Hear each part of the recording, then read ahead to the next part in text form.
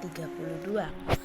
Di ruang makan, Amran sedang duduk bersama Violet dan Gavin. Violet menceritakan semuanya kepada Amran tentang kejadian di sekolah Gavin. Dokter Violet, sepertinya kamu ahli sekali ya mengatasi situasi seperti itu. Iya, harus dong. Setiap hari kan aku berhadapan dengan pasien dan juga keluarganya. Masalah ini sih kecil bagiku. Ditambah lagi kalau mereka tahu kamu adalah papanya Gavin. Mereka pasti tidak akan membiarkan anak mereka menjadi musuh Gavin. Dan semua orang pasti ingin mendekati Gavin.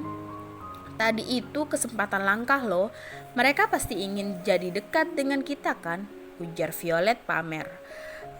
Rasanya pengen cubit pipinya deh, gumam Amran. Menurutmu gimana, Amran? Violet tersenyum dan memeluk Gavin. Apa terlihat mirip? Amran menatap Violet. Kami ke dapur dulu ya, lihat masakannya sudah selesai atau belum. Violet berlari ke arah dapur.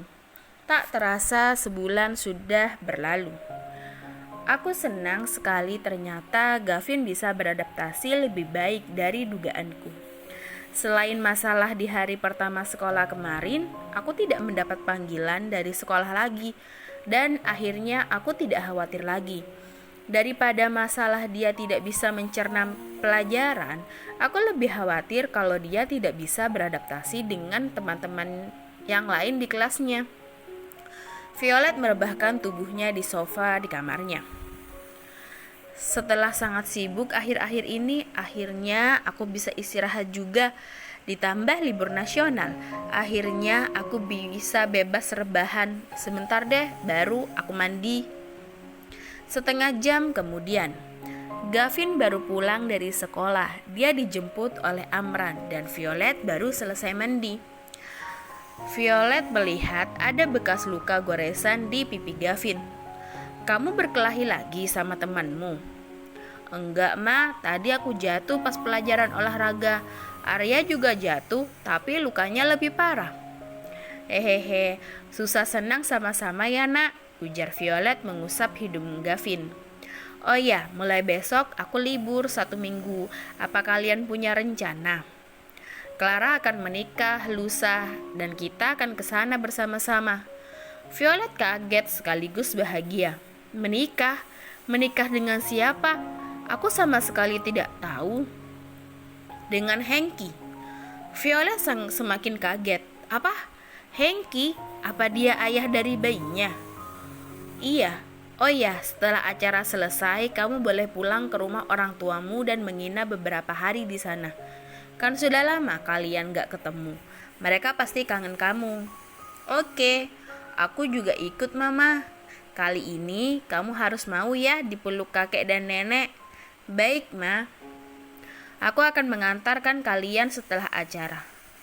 Setelah makan malam, Violet mengirimkan pesan kepada Clara. Maaf ya Clara, belakangan ini aku sibuk banget, jadi belum sempat menghubungi kamu. Apa kabar kamu? Pasti kamu sudah mendengar tentang pernikahanku kan dari Amran? Iya, dia baru aja bilang kalau kamu akan menikah lusa. Beneran kamu mau nikah sama Hengki? Itu yang kamu inginkan? Aku gak tahu sih harus bilang apa Violet. Aku memang cinta padanya, tapi aku juga tahu dia menyukai orang lain.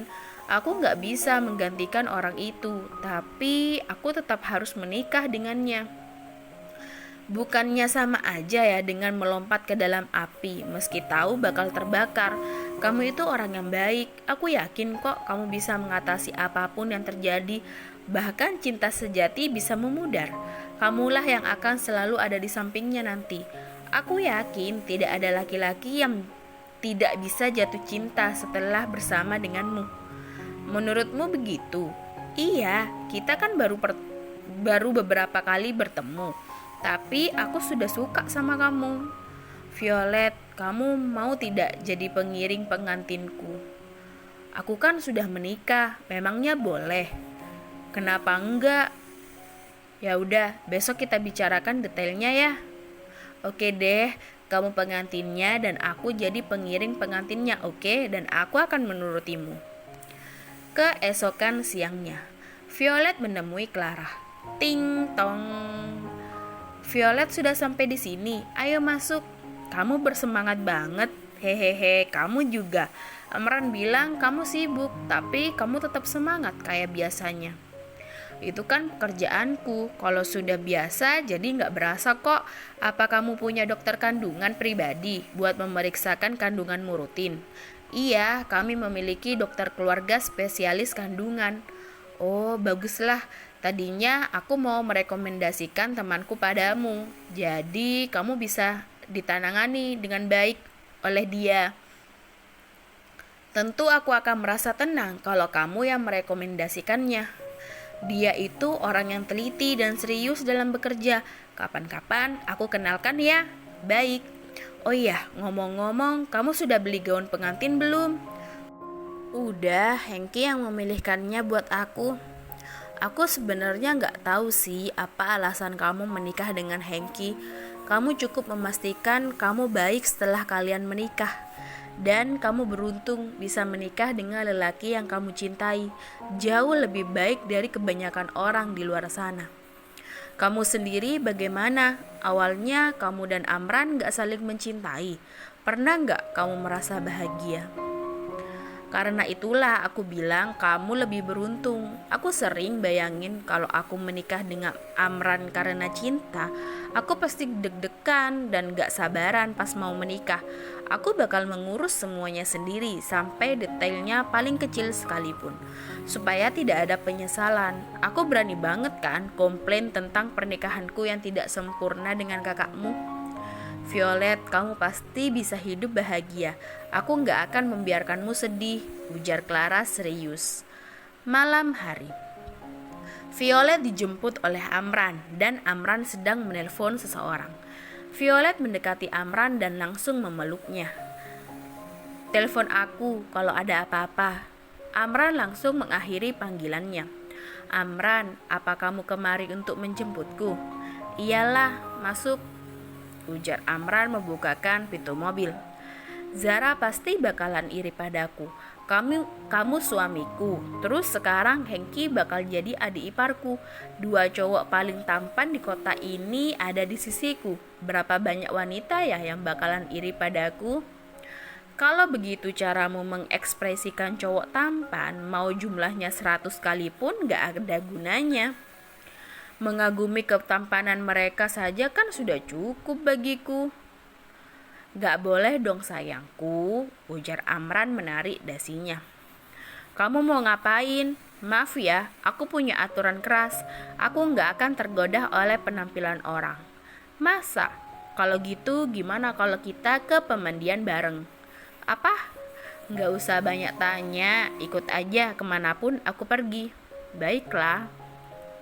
Mereka berdua pun pergi ke tempat pemandian dan Amran sudah mengganti bajunya dengan pakaian mandi. Aduh, Amran ini aku susah nih untuk menahan diri. Bisa nggak jangan menggoda aku begitu? Ujar Violet menutupi wajahnya dengan kedua telapak tangannya. Kita kan suami istri, emangnya nggak boleh ya mandi bareng? Ujar Amran sembari membuka dan bertelanjang dada dan Violet merasa sangat malu. Amran pun masuk ke dalam tempat pemandian air hangat. Dasar aku gak berguna, padahal ini kan kesempatan langka, tapi aku menyia-nyiakannya, gumam Violet. Cepat kamu ganti baju, aku hitung sampai 3. Kalau kamu masih belum ganti baju, biar aku yang akan menggantikannya.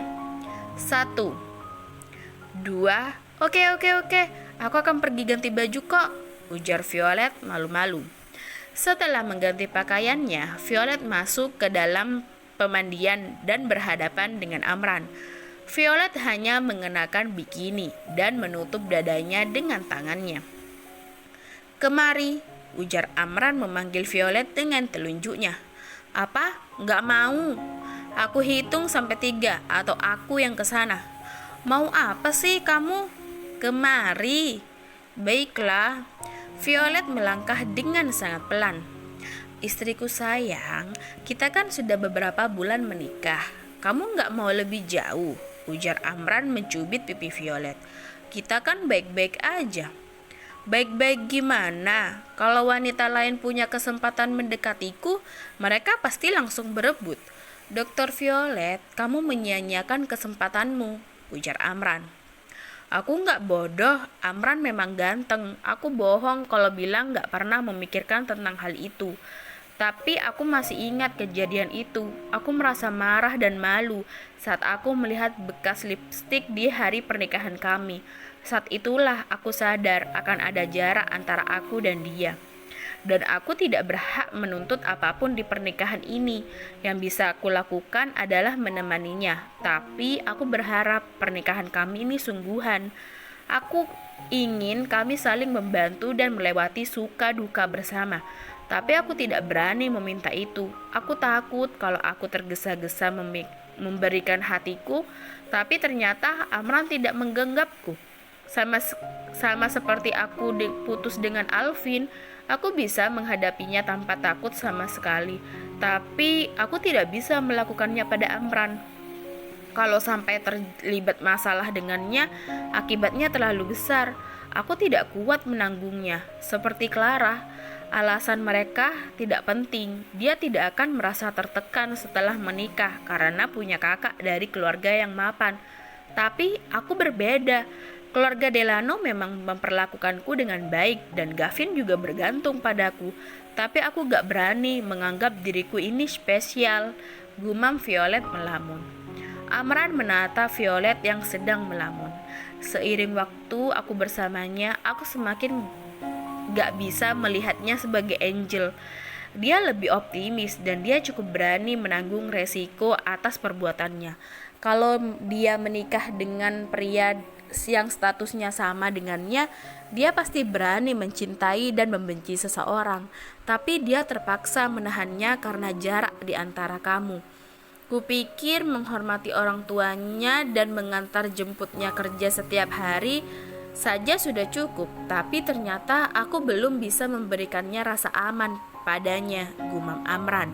Amran mengingat Angel, seseorang yang pernah ada di dalam hatinya, dan orang itu sangat mirip dengan Violet. Kamu mikir apaan? Jangan-jangan kamu memikirkan cara menerkamku ya? Amran, aku sih pengen juga ya, tapi aku gak punya tenaga. Setiap hari aku harus bekerja sampai malam. Bisa-bisa aku mati muda kalau terus menuruti nafsu aku. Konyol, apa gunanya kita menikah kalau kamu selalu menahan dirimu di hadapanku?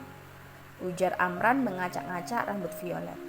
Amran, kamu serius nih? Amran langsung memeluk Violet. Ada hal yang hanya akan aku katakan sekali aja. Dengar ya Violet. Seumur hidupku hanya kamulah istriku satu-satunya. Tidak akan ada wanita yang lain di hatiku selain kamu. Violet tertegun. Ya Tuhan, Amran baru saja berjanji mau menghabiskan hidupnya denganku. Rasanya mau nangis. Violet juga memeluk Amran dengan erat. Saat berpelukan, ada sesuatu yang membuat Violet semakin malu. Bisa tenang gak sih? Amran tertawa. Enggak.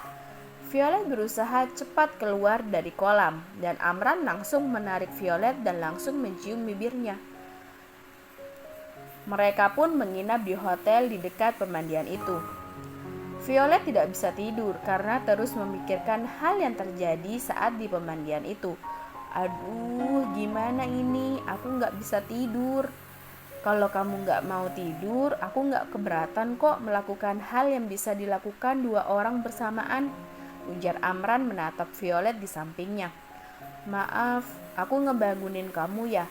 Ya sudah, kamu tidur lagi aja. Aku tidak akan mengganggumu. Aku mau keluar dulu ya. Amran langsung memeluk Violet dan menutup keduanya dengan selimut. Amran memeluk istrinya dengan sangat erat. Di luar dingin, nanti kamu masuk angin. Di sini aja, gak bakal aku apa-apain kok. Amran tidur dengan memeluk Violet. Apakah Gavin akan baik-baik aja kalau kita gak pulang? Iya, aku sudah bilang padanya kalau kita perlu mempererat hubungan kita. Dia pasti paham kok. Oke, jangan terlalu khawatir padanya. Kamu kan baru 26 tahun. Tidak perlu buru-buru memaksakan berperan jadi seorang ibu. Tanpa sadar, aku begitu fokus terhadap Gavin. Udah, sekarang fokus aja menghabiskan waktu dengan aku, oke? Kamu meresponku seperti itu bukan hal besar. Apa yang harus aku lakukan? Untuk saat ini, tidurlah seperti ini. Selamat tidur. Amran mencium kening dan bibir Violet, dan mereka pun tidur sembari berpelukan. Bersambung.